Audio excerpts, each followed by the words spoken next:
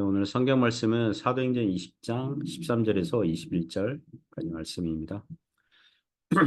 우리는 앞서 배를 타고 아소에서 바울을 태우려고 그리로 가니 이는 바울이 걸어서 가고자 하여 그렇게 정하여 준 것이라. 바울이 아소에서 우리를 만나니 우리가 배에 태우고 미둘레네로 가서 거기서 떠나 이튿날 기호 앞에 오고 그 이튿날 사모에 들르고 또 그 다음날 밀레도에 이르니라. 바울이 아시아에서 지체하지 않기 위하여 에베소를 지나 배 타고 가기로 작정하였으니 이는 될 수 있는 대로 오순절 안에 예루살렘에 이르려고 급히 감이러라. 바울이 밀레도에서 사람을 에베소로 보내어 교회 장로들을 청하니. 네, 여기까지 하겠습니다. 17절까지. 제가 본문을 21절까지 했는데 21절까지 읽겠습니다.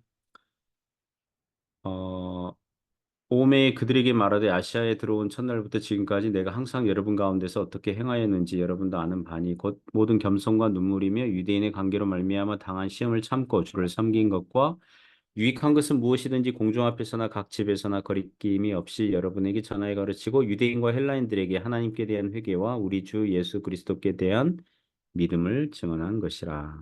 아멘. 네, 오늘 말씀 제목은 밀레도에서 이런 제목으로 하나의 말씀 증거하겠습니다. 오늘 성경 말씀은 사도 바울 선생님이 3차 전도 여행을 마치고 예루살렘으로 돌아가는 여정에서 밀레도에 잠시 머물고 에베소 교회 장로들을 만난 사건을 다루고 있습니다. 몇 가지 교훈으로 보겠습니다. 첫 번째는 신자는 기도와 사랑으로 주님과 교회를 섬겨야 한다는 것입니다. 신자는 기도와 사랑으로 주님과 교회를 섬겨야 한다는 것입니다. 13절부터 17절 보시면 그 드로아에서 아소까지 바울은 걸어서 가고 동행자들은 그 동력자들은 배를 타고 가고 아소에서 함께 만나요. 그래서 아소에서 배를 타고 밀레도까지 갑니다. 드로아에서 아소까지 걸어서는 30여 킬로 되고요. 배를 타고 가면 한 40여 킬로 된다고 하더라고요. 13절을 보면 바울과 동력자들은 서로 따로따로 가는 거죠. 이 동력자들은 이제 그 사도행전의 저자 누가를 포함해서 8명이죠. 8명은 배를 타고 아소까지 가고 바울은 그 배를 타지 않고 혼자 걸어서 아소로 갑니다. 성경 본문에는 왜 바울이 혼자 걸어갔는지 나오지 않지만 몇 가지 추측해 볼 수 있습니다. 우선 바다 날씨가 안 좋아서 그 배편이 대기 상태인 거죠. 안 가는 거죠. 그래서 배에서 대기하는 게 힘들어서 기다리는 게 힘들어서 혼자 육지로 아소로 가고 나머지 동력자들에게는 당신들은 배를 타고 오세요. 아소에서 만납시다. 이렇게 약속을 했을 것입니다. 동력자들은 여러 이방 교회들로부터 모은 구제 헌금을 책임지고 보관하고 있었기 때문에 여러 명이 같이 움직이고 있고 바울은 혼자 아소로 걸어가는 거죠. 바울이 그 길을 걸어가면서 무엇을 했는지는 나오지 않지만 뭐 아는 신자들을 신방했을 수도 있고 아마도 혼자 하나님께 기도하면서 경건의 시간을 가졌을 수 있습니다. 그 며칠 후에 그 밀레도에서 에베소 교회 장로들을 불러서 그들에게 권면의 말씀을 할 때 20장 23절 이하에 보면 예루살렘으로 가면 결박과 환란이 기다리고 있다는 예언을 어, 들었지만 마음을 새롭게 함으로 복음을 증거하는 일에 목숨을 바치겠다 이런 결심을 내비치거든요. 그러니까 그런 기도를 하면서 걸어갈 수 있죠. 이제 내가 예루살렘으로 가면 결박과 환란이 기다리고 있는데 내가 담대히 맞서야겠어. 뭐 이렇게 뭐 그런 결심하면서 기도하면서 걸었을 수 있습니다. 이것은 우리에게 교훈을 주는데요. 신자들은 종종 혼자만의 시간을 가지면서 하나님 앞에 기도하고 또 앞으로의 자신의 길들을 돌아보고 하나님께 의탁하는 시간을 가져야 하겠습니다. 14절에는 바울이 아소에서 배를 타고 미리 도착한 동행하던 이 동력자들 만나고 같이 배를 타고 미둘레네로 갔고 거기서 이튿날 기호 앞에 그러니까 기호라는 섬 맞은편에 있는 육지에 정박했고 그 다음날 사모에 들고 그 다음날 밀레도에 도착했다고 그래요. 한 4일이 걸린 거죠. 우리는 사도행전 읽으면서 이런 지명을 읽으면서 지나가지만 이 지역들은요. 옛날 그리스 철학자들과 정치가들의 고향들이라고 보면 돼요. 16절 보면 바울이 아시아에서 지체하지 않기 위하여 에베소를 지나 배 타고 가기로 작정하였으니 이는 될 수 있는 대로 오순절 안에 예루살렘에 이르려고 급히 가미러라 이렇게 합니다. 왜 이런 변명과 설명들을 하고 있습니까? 밀레도는 바울이 3차 전도 여행을 하면서 3년간 있었던 에베소와 가깝거든요. 인지상정이라면 밀레드에서 약 40여 킬로 떨어진 에베소에 가서 다시 한번 교회들을 방문하고 장로들을 만나면 좋았을 것입니다. 그러나 오순절 안에 예루살렘에 도착하기 위해서 급히 가는 길이거든요. 그래서 에베소에는 가지 못하고 대신 17절 보면 바울이 밀레도에서 사람을 에베소로 보내어 교회 장로들을 청해요. 즉 밀레도에서 제자들을 보내어서 에베소 교회 장로들을 데리고 밀레도까지 오도록 하는 거죠. 바울이 오순절 안에 예루살렘으로 가고자 하는 이유가 무엇입니까? 바울이 뭐 구약시대 오순절 명절을 뭐 계속 성전에서 지키려고 하는 것입니까? 그렇지 않죠. 구약 명절들은, 절기들은 예수님 안에서 완성이 되어서 폐지되었다고 바울은 믿고 있습니다. 그럼 왜 오순절 안에 예루살렘으로 가려고 합니까? 두 가지 이유 때문으로 보입니다. 하나는 속히 이방 교회들로부터 모은 구제 헌금을 예루살렘 교회에 전달하기 위함입니다. 두 번째는 유대인들에게 복음을 전할 수 있는 좋은 기회입니다. 수많은 유대인들이 모이거든요. 예루살렘에. 바울은 어떻게 하든 이 구약, 이 절기, 이 명절들도 이 복음을 전할 수 있는 좋은 기회로 삼았다는 것을 알 수가 있습니다. 그리고 무교절과 이 유월절과 오순절 사이에는 약 50일간의 격차가 있거든요. 하지만 이미 사도행전 20장 6절 보면 바울은 빌립보에서 무교절을 보냈어요. 그리고 배를 타고 5일 걸려서 드로아에 도착했어요. 드로아에서 일주일 머물렀어요. 밀레도까지 오느라고 한 4일 정도를 이미 소비했어요. 그러니까 바울은 지금 시간에 쫓겨서 에베소에 방문할 수 없는 거예요. 대신 더 좋은 방법을 선택했는데 에베소에 있는 장로들을 불러서 밀레도까지 오게 해서 이제 말씀 집회, 장로들 세미나 하는 거죠. 장로 세미나. 예, 뭐이 성경 본문에 나와 있는 장로는 오늘날 목사, 그각 가정교회 지도자, 이게 목사급이에요. 그러니까 그래서 사역자 세미나, 컨퍼런스 집회하면서 권면의 말을 하고 싶었던 거죠.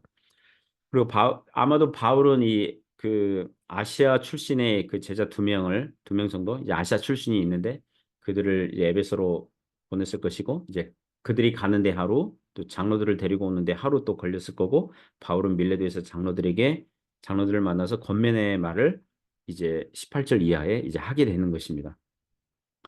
자, 이 사건은 우리에게 교훈을 주는데요. 신자들은 부지런하게 생업에 종사하고 교회에서 여러 가지 봉사 직분으로 주님과 교회를 섬겨야 하지만 종종 혼자 주님 앞에서 기도의 시간을 가지면서 그리고 앞으로의 그 앞길을 또 진로들을 하나님께 의탁하는 경건의 시간을 가져야 하겠습니다. 그게 주님과 동행하는 신자의 균형 잡힌 삶이라고 믿습니다. 두 번째 교훈은 신자는 겸손과 진실과 인내로서 섬겨야 한다는 것입니다. 신자는 섬길 때에 봉사할 때에 겸손과 진실과 인내로서 섬겨야 한다는 것입니다. 18절에서 21절에서 교훈하고 있는데요. 18절에 바울은 에베소 교회 장로들을 만나고는 이렇게 권면 시작해요. 아시아에 들어온 첫날부터 지금까지 내가 항상 여러분 가운데서 어떻게 행하였는지를 여러분도 아는 바니 곧 모든 겸손과 눈물이며 유대인의 관계로 말미암아 당한 시험을 참고 주를 섬긴 것과 이렇게 얘기합니다. 좀 변명적으로 시작하고 있죠. 왜 18절에 이렇게 변명적으로 시작하고 있습니까? 변명하듯 바울이 에베소에서 약 3년간 사역하다가 군중들의 소요 사태로 급히 떠나야 했거든요.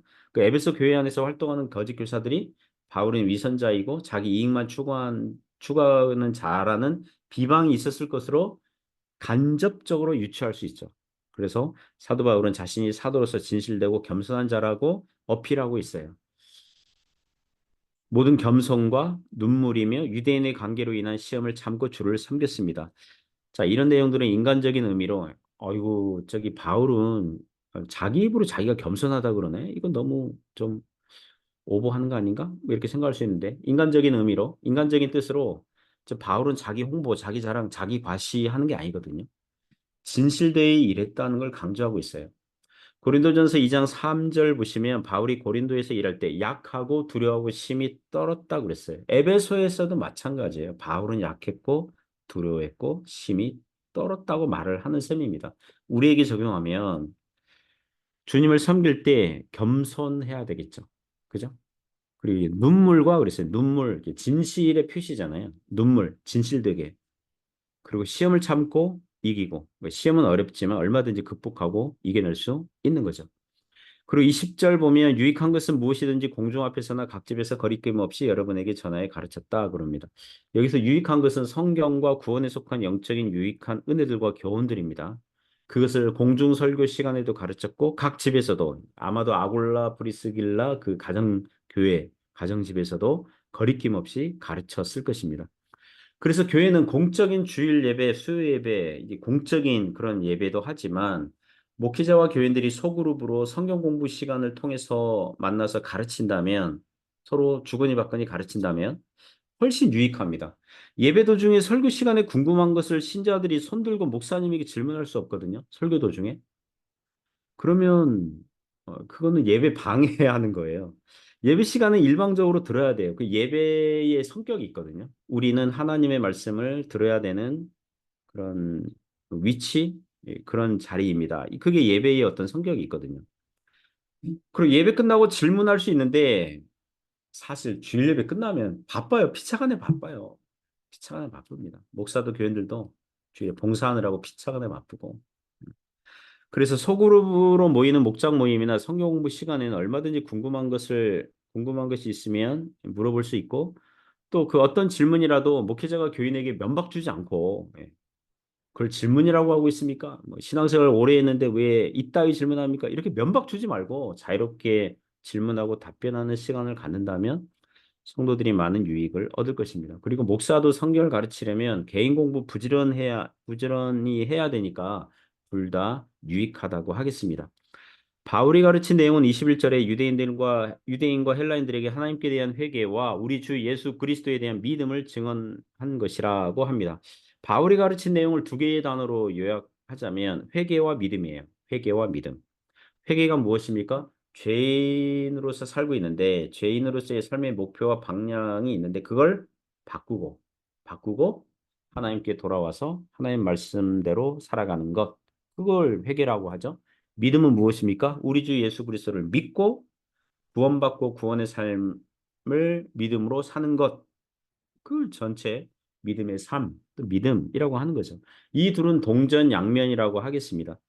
믿지 않는 거듭나지 않은 자연인들이 언제 회개합니까? 회개하면 용서해 준다는 복음의 말씀을 믿을 때에 회개하는 거예요.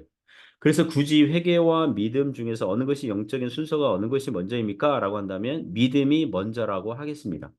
믿으니까 성령께서 거듭나게 해 주셨으니까 믿고 회개하는 거예요. 아, 회개하면 하나님으로부터 용서받는구나. 이런 믿음, 신뢰, 확신을 가지고 회개할 수 있는 거예요. 그렇다면 이미 믿는 사람들은 더 이상 회개할 필요가 없고 믿음으로 살 필요가 없습니까? 한 번 회개하고 한 번 믿으면 두 번 다시 회개할 필요가 없고 두 번 다시 믿을 필요가 없습니까? 이런 질문을 하신다면 즉각성과 점진성이라는 말로 표현하겠습니다. 자연인은 믿지 않는 사람이 회개한 즉시, 믿는 즉시 구원받습니다.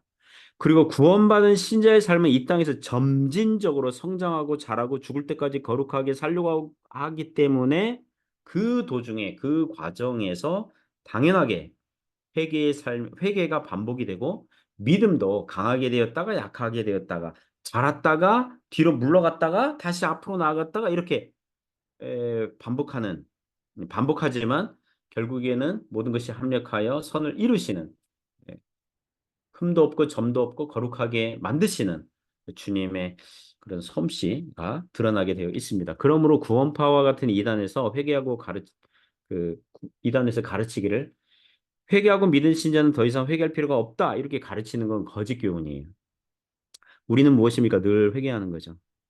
성령께서 우리의 삶을 돌아보게 하시니 부족한 것 투성이죠.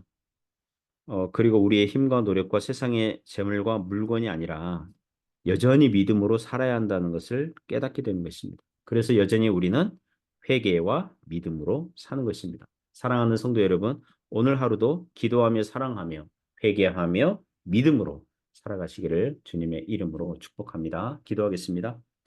하나님 아버지 감사합니다. 오늘도 혼자 하나님 앞에 기도하는 시간 갖게 하시고 하나님을 의존하고 의탁하는 시간을 갖는 경건의 그런 삶 되게 하시고 그리고 겸손하게 그리고 진실되게 또 인내하며 주님과 교회를 섬길 수 있도록 도와 주옵소서. 예수님 이름으로 기도드립니다. 아멘.